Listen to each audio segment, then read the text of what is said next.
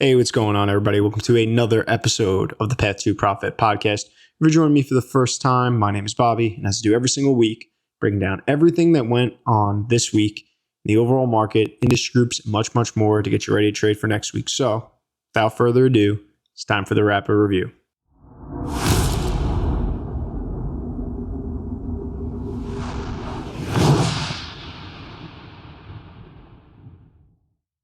All right, as always, the agenda and timestamps down in the description if you want to jump around, but make sure you stay tuned for the very end where I give my 0 through 10 rating on this market so you know where I think this market's going. All right, let's get started with the current state of the market. So, market direction, we are still in a market in correction. Because of that, we are not paying attention to distribution days. They're no longer applicable, and we are 11 days in this trend. What we are paying attention to is rally days and follow-through days. I say every time, if you do not know what those are, two sources you could use to check that out. Number one, How to Make Money in Stocks. Great book. That'll explain it all, as well as investorsbusinessdaily.com, which I am not affiliated with. But that gives you a big breakdown on what this is. But essentially, this is the market indicator that we're using to let us know when it's okay to start purchasing stocks again. We do have our first thing, which is the rally day on the S&P and the NASDAQ that has stayed intact since the 16th and the 13th, giving us 7 and 10 days since those rally days occurred, which means we're primed for a follow-through day. A follow-through day can occur at any moment, which is a positive sign. So good signs in terms of the indicators so far, but nothing triggering yet.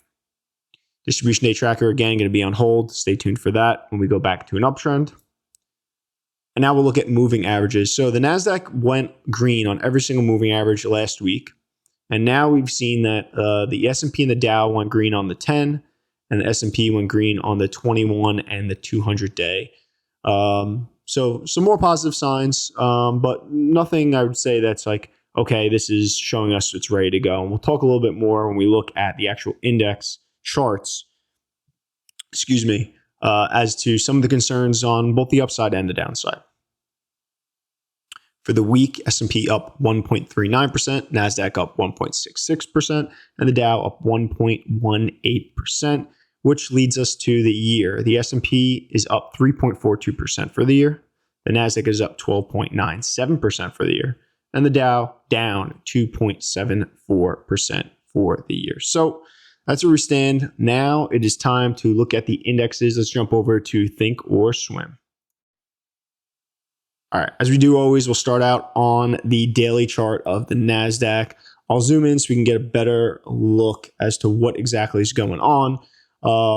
You can see this week was fairly flat. We were up, but not like we're breaking through any points. And I think that's the big thing that we're looking at from a technical standpoint on the NASDAQ. I talked about it last week, looking at the March 6th high, and that this area might pose possible resistance. And you can see that we looked like we were trying to make its way multiple times, both Tuesday, Wednesday, and Thursday above it. But we just can't seem to break really through it. It's really just hovering right at that point. And that's the key level in the short term that I'm really going to be keeping an eye on. I want to see a definitive break above that level, get rid of this resistance, and then start working toward this 12,316.99, which is crazy, but going back the original point from last June the 2nd, and then you saw the resistance occur again on February the 2nd. So this is the big level we really want to get above. This is the short-term level we want to get above on the upside. So big thing, just keep an eye out and see how we interact on the upside. Another thing that's very interesting, you can see, well, we're above the 200-day simple moving average, which is a positive sign. And on the downside, that's probably one of the key levels that I'm really keeping an eye on in the shorter term. But you can also see how the 10, the 21, and the 50 are all acting or all moving very closely together. They are all trending upwards, which is another positive sign. But again, we could easily just turn around the opposite direction, break below all these, and this resistance is the main concern. The other price level that we're looking at on the downside is the low of the rally day, and this serves two purposes. Breaking below that low of the rally day on the NASDAQ would then eliminate that rally day and force us to look for a new rally day. And then the second thing is it's just that prior low as we kind of pulled back. Breaking below that would be a very, very negative sign, but just something to keep an eye on. So I'll show you the weekly just so you can see. It sums it up. Look, we've been in this long-term downtrend. We looked like we were trying to rally our way out of it. We started breaking downward. And now the question is this a pullback? And are we going to continue to go higher? Or was this a major resistance level that we're reaching and we're going to continue down lower? A lot of questions in which way we're going to go. And I just don't think it's very clear right now. It could go either way very, very easily. We'll look at the S&P. It's not that much different. A lot of the key levels stayed the same. You can see that we're just still in that kind of range right now, in the Darvis box type of range. So same thing, just showing it so you can see it. But I think realistically, we all know we're going to be waiting to see which way this market truly goes. So watch the charts, watch for the follow-through days, be patient. Right now, we're in a correction. It can go either way. We can continue down lower or we can break higher. So if you have anything that you think I missed, you want to add, make sure you drop some comments down. Ooh, as I might knock my mic. Make sure you drop some comments down below. Love to hear what everybody has to say and what they have to add. All right, let's jump over to the industry groups. So on the industry groups, we're going to be talking top 10, bottom 10 weekly performers, biggest jumps and falls in the rankings. And then we'll go through the top 20 industry groups, also looking at some stocks that are actionable or breaking out. Top 10 weekly performers up on the screen. You can see nothing that really jumps out at me. Definitely keeping an eye on solar. Solar looked like it was perking up. Been a fairly choppy group, I think. But yeah, nothing else really to add on there. Bottom 10 weekly performers. See those on the screen. Oil and gas definitely has been getting hit. But other than that, no real trends that I'd like to add on. Biggest weekly rank jumps. Interesting to see oil and gas drilling making the jump. There's the energy solar popping up again. Other than that, nothing else I'd like to add on this one. And biggest weekly rank falls. Interesting to see auto manufacturers take the big hit, dropping down a lot. And it looks like retail populating, but this hasn't been something that I've been seeing every single week, so nothing that I think is an actionable item. All right, top 20 industry groups. Seeing over these past couple of weeks, and this happens a lot when you start to go into a correction or a turn on the downside, there's a lot of rotation going on. You could just see that there's a ton of groups that populated, a ton of stocks that are going to be going up and down through all top 20. On here, though, you got the electronic semiconductor manufacturers jumping into the top 20. Definitely something I'm keeping an eye on. And other than that, apparel, shoes, and retail manufacturing. That's another group to keep an eye on. A lot of stocks that have been talked about. On running is one that a lot of people have been talking about.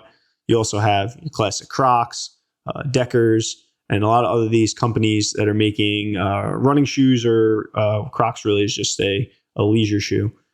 But those stocks have been definitely perking up, and I think this is just one of those groups that you definitely want to watch because it's coinciding with all of that. Other than that, you can see a couple of them jumping out of the top 10 that we've been talking about, going into the bottom 20, which looks like they're in a downtrend. All right, let's go into the top 10 and let's take a look at all the top 10 industry groups and also some of the stocks that might be actionable. So let's get started with number 10. So number 10 is electronic miscellaneous products. This was a massive jump up 53 to number 10. Huge jump. Fairly big group with a lot of different stocks in there. So I definitely pay attention to this. You can see it was in a big long-term downtrend. Almost looks identical to how the NASDAQ looks, where you can see that pullback and then like we've rallied up and then kind of pulled back. So keep an eye on this. Definitely something interesting. But here you have it on the daily. The thing that was interesting when I was looking at daily, and I put it here in the RS trend line, flat on the trend line. So, but again, in a correction, that will still get you up into higher rankings within the industry groups. Sorry about that. All right, let's look at the stocks that are possibly actionable. You got one and a couple stocks in there. All right, Number 9, this is computer software, education, media. Another big jump, 17 to 9. With this one, Spotify and Duolingo are probably the two stocks that I've always really been keeping an eye on, just because they're companies, and I do believe in a lot of what both companies are doing in terms of trends. Other than that, yeah, definitely looking good, definitely trending higher, group to pay attention to. And there is the one stock, Duolingo. All right, number 8, this is leisure gaming and equipment. We've talked about this one for a while now, but it's actually falling out of, or it looks like it's falling through the top 10 from 6 to 8. You can see the RS line starting to decline. See it's kind of starting to roll over, breaking below the 50-day. This is that, gambling, a lot of gambling type of companies in here. So you can keep an eye on it, but it looks like this one's starting to trend downward versus the other groups, and no actionable stocks. Number 7, electronic semiconductors equipment. So semiconductors have been a group that I think a lot of us have been paying attention to. This jumped all the way up into the top 1 and then dropped down to number 7, which was pretty interesting. And it didn't get really crushed this week, just down ever so slightly at 0.89%. But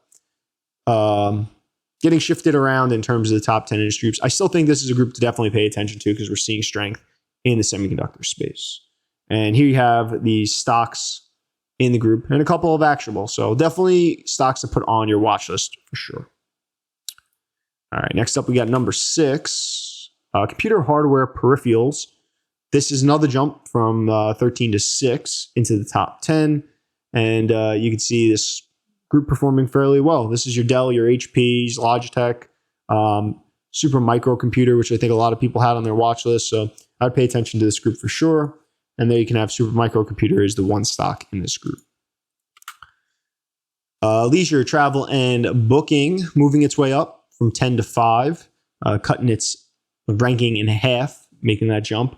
Another group we've seen fairly often, kind of fluctuating up and down through the top 10 industry groups. And you can see that very much in the RS line, that choppy action that we're seeing. So still one worth paying attention to. And maybe we'll see how it fares over the next couple of weeks.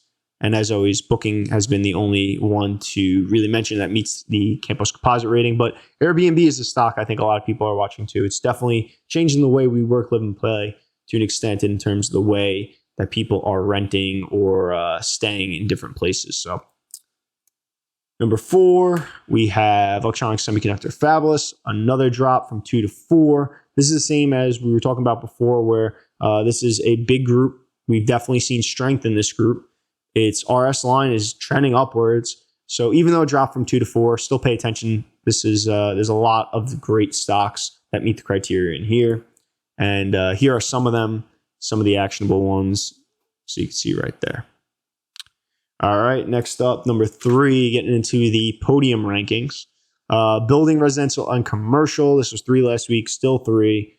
RS line trending upwards. Everything looking pretty healthy with this one. Looked like we were starting to get close to breaking out to all-time highs and then kind of pulled back on some slight heavy volume. But I'd still be paying attention to this one. And lots and lots of stocks and lots of stocks are in bases or actionable. So screenshot this one because there's a good chance that if this market turns around and this group stays up in the top 10, you're probably going to be purchasing some of these, I would say. All right, number 2, you got telecommunications, cable, satellite, and equipment. This one shot up and then kind of pulled back pretty quickly and then has been really kind of flat this week. So yeah, went up from 5 to 2. Just keep an eye on it. Nothing that really jumps out at me, but it's in the top 10. It's worth paying attention to. And they have one stock in there. All right, and now number 1. This one I don't even really want to pay attention to that much. Metal products distributors. There's 3 in here. So this group really fluctuates based off of 3 stocks. It's in the top 1. I don't like it in the top 1 just because I don't think it serves a lot of value to the trader. So there you have, those are the stocks and groups in the stocks in this group, and nothing actionable there. So that's the top 10 industry groups. If you have any questions or any comments that you want to put down, as always, throw them down below. All right. Earnings. So you have earnings what I've been doing lately is just basically any 90 composite rating stocks or higher reporting for the week. So earnings season is kind of slowed up, but there you have a couple. All right. Now for the stance on the market. This is my 0 through 10 rating on the market. So you can see where I think this market is going. And for this week, I don't even have to change my score from last week because I am staying with a 3.5. Why am I staying with the 3.5, you might ask? I just think it's just one of those where there really is no definitive direction in which way this market is going. You could probably argue up or down either way. You could argue that the resistance that we met is showing that we're probably going to turn over and go downward. You can argue that we're primed up for a follow-through day and we could be turning around at any point. You could argue that there are a lot of stocks that look good and could be turning around. You could argue that some stocks are still in the downtrend and have a lot of work to do. It's just one of those markets where I think you have to be patient. If you try to pick a direction, if you try to play either side of this, you can get chopped up very, very quickly. This market could just kind of go bouncing up and down in those two ranges that we showed for weeks, months, and that could really, really damage your portfolio. So look, it can go either way. Just be patient and just keep doing the work. That's the most important thing. Keep doing the work. It can get very tough sometimes to sit down, sift through stocks in these type of markets where you know chances are I'm not going to be buying anything this week or next couple of days and want to slack off, but you want to stay in tune with what is going on in the market so that when the market does turn around, you know exactly what you need to do. You're ready to go and you can make those moves right away. So keep doing the work, stay disciplined, and it will pay off in the long run. So for this week's episode, that's all we got. As always, subscribe, turn on notifications, do this every single week. And no extra videos out, but I'll just throw some stuff there that if you like this stuff, you might like those. All right, that's all we got. Stay disciplined.